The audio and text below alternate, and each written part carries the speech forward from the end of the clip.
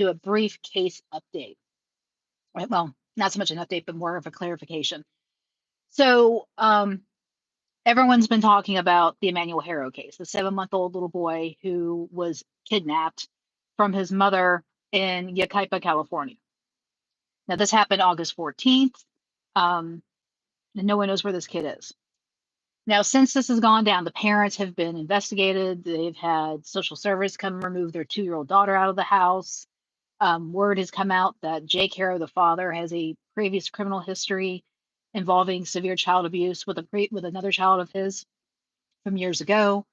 And authorities are just not believing what Rebecca Haro has to say. They have made it clear that there's inconsistencies in her story. So, and the inconsistencies are that there's no video footage showing that she ever had the kid with her in the car. No one is saying that they've seen this baby in days. The black eye predates him going missing. And she's just lying. Both of them are just not, they're faking it big time. So I decided to see if I can find out more information about the case where he was convicted of a felony for willful child abuse. And I found, excuse me.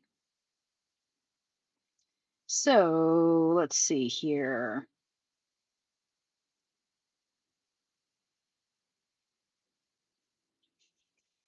Now, supposedly Jake Haro is supposed to be coming out today with his lawyer and make a statement about this old case, but we'll see.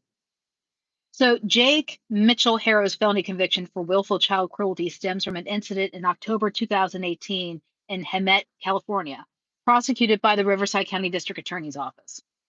So let's see. So this happened October 12, 2018.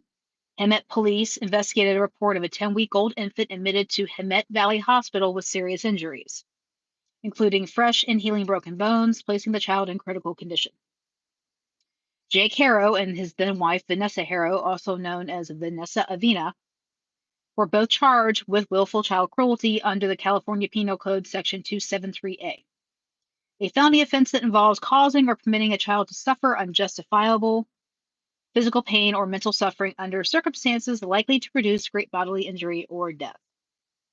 So this happened to a 10-week-old baby. It's absolutely insane. Now, according to the allegations, according to the affidavit by the police in Hemet, Jake Haro blamed his wife for the infant's injuries, claiming she was responsible. But Vanessa's like, I picked him up from work, I left him with the baby, I had to go do other stuff, and when she came back, the baby wouldn't nurse, and that's when she took it to the hospital to find out what's going on when they found all the injuries.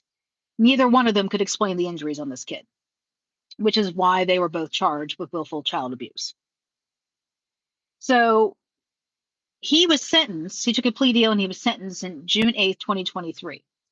Jake Haro pleaded guilty to felony willful child cruelty. He was sentenced to 180 days in Riverside County Sheriff's work release program, meaning he could go out to work, but he had to come back to jail and sleep. And then he received a suspended 4-year prison sentence and was placed on probation for 48 months. And he was also ordered to attend a child abuser treatment program. His ex-wife, Vanessa, received a lighter sentence of 120 days in a work release program and the same requirement to attend a child abuser treatment program. So now, after the infant's hospitalization, Jake tried to file a restraining order against his ex-wife, and that got dismissed. That nobody bought that. Now, because he's been on reporting probation, for 48 months, which was not supposed to end until June of 2027, it's been revoked because he keeps violating it. So he's due in court September 2nd, 2025, over the probation violation, which could put his ass back in jail to serve out the rest of his term. So I don't know. We shall see. But this alone tells me that he's involved in his son's disappearance. I have no doubt in my mind that he and his wife are full of it and that he is involved with what happened to this baby. I don't know. It's sad because Nobody should do this to their child. 10-week old. How do you break bones in an infant like that? It's very, very hard to do. Very, very hard to do. Because baby bones are soft. You can't just break them like that. So, and I know that's one reason why the police are like honing in on him is for this. But this guy has got a history of resisting arrest, temper issues, drugs, carrying a gun. I mean, not a good guy. And why any woman would get with somebody like this knowingly they have this past, I have no idea. No idea. But what's going to come down to? They're going to arrest his butt and then either arrest her for allowing it to happen. So, and then I was looking it up because, I mean, this is unfortunately not the first time I've heard of a tale like this where a kid goes missing and mom and dad say, oh, they were kidnapped, and the parents end up killing them. So, you know, this is, and I talked about 4 other cases before, like Jordan Bellevue, and this is in Florida in 2018. The mother, Cherie Stinson, claimed she was knocked out by a stranger. Sound familiar? Who took her 2-year-old son, Jordan. She later admitted to striking him in a rage, leading to his death and dumping his body in a wooded area. And then she pleaded guilty to second-degree murder, and she's doing 10 years. Orrin and Orson West. Adoptive parents, Trezell and Jacqueline West, reported their 2 sons missing from their California City home, claiming they wandered off. Now, these 2 boys have never been found. Their bodies have never been found, but the parents have been convicted of second-degree murder and other charges and have been sentenced to 15 years to life. Madeline Soto, her stepfather, there's video of him killing her, but he said the same thing. She just disappeared after he dropped her off at school. He is still in court over this. Susan Smith, who a lot of people are doing a correlation between Rebecca Haro and Susan Smith, which we know was the case from 1994 in South Carolina, where she claimed a black man carjacked her and then drove off with her 2 kids in the car. And here she had driven them into a lake, strapped them in their seat, drove them into a lake, and watched them drown. And she's doing 30 years to life. And then there's Michelle Lodzinski. This is from New Jersey in 91. Her son, Timothy Whitley, went missing from our carnival. She claimed he was abducted. And then he was found months later, and they eventually convicted her, but then it got overturned. So I'm not sure if they're going to re-prosecute her or not.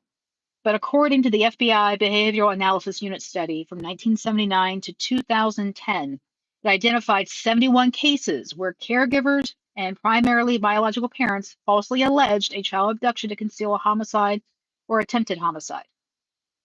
So what the hell is going on here? I mean, why do we have all these people killing their kids?